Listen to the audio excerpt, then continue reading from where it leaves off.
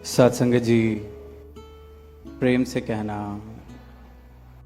कि मैं तो सेवा के कार्य में जा रहा हूं, तो उसका भी ख्याल मैंने ही रखना है, वो भी एक सेवा है। सदगुरु माता जी अक्सर एक बात कहते हैं कि एक एक कार्य जो इस जीवन में रहते हुए हम कर रहे हैं, निरंकार को उसमें शामिल कर लें, निरंकार के एहसास के साथ जुड़ जाएं, तो हर कार्य सेवा। अगर बच्चे को पढ़ा रहे हैं अपने, तो उसमें भी निरंकार का रूप देखें तो उसको पढ़ाना भी सेवा है। तो जीवन का हर रिश्ता, हर पहलू सेवा रूप बन सकता है। निरंकार का एहसास कर लें तो वो भी भक्ति का अंग बन जाता है। ऐसा जीवन हम जी सकते हैं। और कल एक सवाल था कि किसी बहन ने जो पूछा कि उनके प्रोफेशन की वजह से वो उनकी क्लोथिंग जिस भी प्रकार की है और लोग उस पर कमेंट करते हैं या बात करते हैं, तो फिर जवाब में कहा गया कि उनका प्रोफेशन है, उनको वहां पर उस प्रकार से जो किरदार निभाना है, एक्टिंग या मॉडलिंग, उस हिसाब से वो कपड़े पहनते हैं। तो दास ये कहना चाहेगा, किसी का प्रोफेशन अगर नहीं भी है और उनकी अपनी पर्सनल चॉइस है, अपने जीवन में, अपने घर में, अपने सोशल लाइफ में वो जैसे भी कपड़े पहनना चाहते हैं, वो उनकी पर्सनल चॉइस है, तो वो बहुत मुबारक है। और जब तक ये विवेक है कि जब हम सत्संग में आ रहे हैं, या सत्संग क्या, हम कहीं अगर पब्लिक प्लेस में जाते हैं, हम उस हिसाब से ही जाते हैं जो वहां के लिए अप्रोप्रिएट डेकोरम है। तो एज लॉन्ग एज मैं वो निभा रहा हूं, तो अपनी पर्सनल लाइफ में सबको जैसी भी जीवन जीना है वो आजादी सबको दी गई है। पर अक्सर देखा जाता है, खासकर जो खुद को धार्मिक समझते हैं, जो खुद को भगवान का बंदा कहते हैं, जो खुद को भक्त समझते हैं, उनका धार्मिक होना प्रभु से प्रेम करना नहीं होता।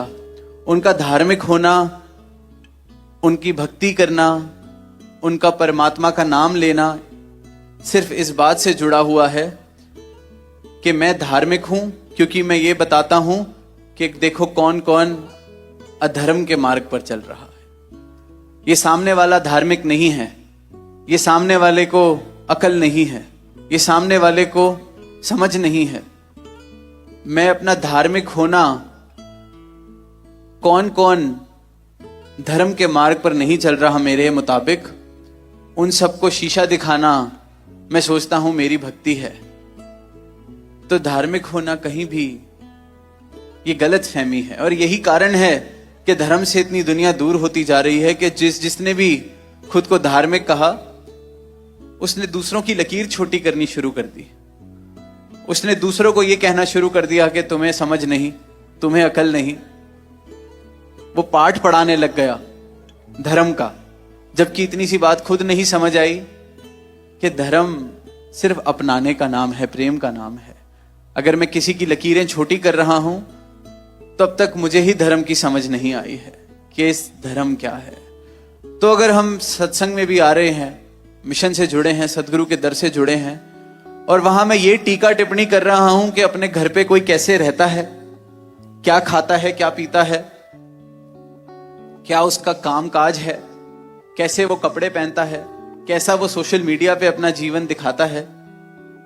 सोशल मीडिया पे तो बड़े मॉडर्न कपड़े पहने हैं और सत्संग में आया है, तो सत्संग पे आने पर मैं उसको अगर टॉन्ट मारूं कि आप तो ऐसे कपड़े पहनते हैं, आप सत्संग कैसे आ गए, या यहां तो आप बड़ी सेवा कर रहे हैं सर ढक के, पर आपके सोशल मीडिया से तो ये लगता है कि जैसे आप बड़े मॉडर्न कपड़े पहनते हैं या ऐसे कपड़े पहनते हैं जो आपको नहीं पहनने चाहिए। मैं कौन होता हूं किसी को बताने वाला किसे कैसे कपड़े पहनने हैं। मुझे जो अपने लिए ठीक लगता है मैं वैसे कपड़े पहनूं, या नहीं ठीक लगता अपने लिए मैं ना पहनूं। लेकिन ये सोचना कि मैं किसी को ये अगर बता दूंगा कि वो कैसे कपड़े पहनता है और कैसे कपड़े नहीं पहनता, उससे उसकी सेवा कैसी है, उसकी भक्ति कैसी है, वो कितना समर्पित है गुरु के चरणों में, ये मेरी नासमझी है, ये मेरा भ्रम है। किसी की लकीर छोटी करके अगर मैं खुद को ज्यादा बड़ा भक्त समझ रहा हूं, तो मुझे इस बात का एहसास करना होगा कि मैं भक्ति की राह से कोसों दूर हूं। किसी और को अगर मैं समझा रहा हूं ये कह के कि उसका निजी जीवन कैसा है, इस बात पे टीका टिप्पणी करके मैं ये कह रहा हूं कि भक्त का जीवन तो ऐसा नहीं होना चाहिए, मेरे जीवन जैसा होना चाहिए। देखो मुझे कितनी समझ है, तो किसी और की लकीर को इसलिए छोटा किया जा रहा है कि खुद बड़ा महसूस कर सकूं, तो मतलब मैं अहंकार की राह पर चल रहा हूं। भक्ति वाले भावों से कभी किसी की लकीर छोटी नहीं की जा सकती। सिर्फ और सिर्फ अहंकार वाले भावों से ही इंसान किसी और की लकीर छोटी करने का प्रयास करता है। आज सवाल आया कि इतना ज्ञानी होने के बावजूद रावण को अहंकार कैसे हो गया? ज्ञानी था इसलिए अहंकार हो गया, इतनी कलाएं थी इसलिए अहंकार हो गया, भक्त नहीं बन पाया, समर्पित नहीं कर पाया। तो मुझे अगर लगता है कि मैं शीशा दिखाने वाला बन जाऊंगा ताकि बाकी सबको समझ आए कि वो कितने पीछे हैं भक्ति में मुझसे, तो मैं भक्ति की राह पर नहीं, मैं अहंकार वाली राह पर चल रहा हूं। तो जब कभी मन में इस बात से खुशी मिलने लगे, इस बात का आनंद आने लगे, इस बात में स्वाद आने लगे कि मैंने किसी और को बताया कि वो कैसे मुझसे पीछे है या नीचे है, तो ये समझ लें, खुद को याद दिला लें, चेतन हो जाएं कि मैं भक्ति के मार्ग से हटकर अहंकार वाले मार्ग पर चल रहा हूं। मैं निरंकार से दूर होकर अहंकार से घिर गया हूं। तो जहां किसी की लकीर छोटी की जा रही है और ये साथ में मैं उस पे पर्दा चढ़ा दूं कि ये तो मैं भक्ति करनी सिखा रहा हूं, ये तो मैं मर्यादा बता रहा हूं, हम किसी को ना बताएं। जब तक जिस स्थान पर हम सत्संग करने आ रहे हैं वहां की मर्यादा बनाए रख रहा है हर इंसान, तो उसके निजी जीवन में वो जैसा है उस बात पर यह टिप्पणी करने का मुझे कोई हक नहीं कि उसकी भक्ति कितनी है कितनी नहीं। हमें नहीं पता, हमें बिल्कुल नहीं पता। कहीं मैं सोचूं कि मैं घर से सर ढके बिना बाहर नहीं निकलता तो मुझसे बड़ा कोई भक्त नहीं, और जो सर नहीं ढकते, जो ऐसे मॉडर्न कपड़े पहनते हैं, वो भक्त नहीं है।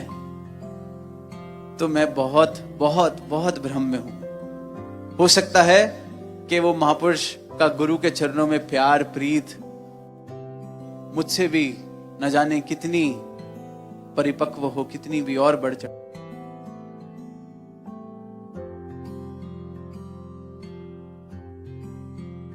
के हो। तो एक भक्त का जो रिश्ता है वो सिर्फ गुरु, सदगुरु और उस भक्त के बीच में है, और वो उन दोनों के अलावा और कोई नहीं जानता।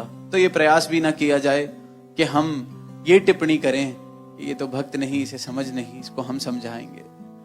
अपने लिए देखिए, आत्ममंथन की बात हुई, ये एनवायस हो रहा है सिर्फ और सिर्फ अपनी तरफ। भक्ति का मतलब सिर्फ और सिर्फ अपने जीवन की ओर देखना और उस जीवन को निखारना, अपने जीवन को निखारना। अपने जीवन को निखार लेंगे तो आसपास जहां जाएंगे वहां निखार आना लाजमी हो जाता है।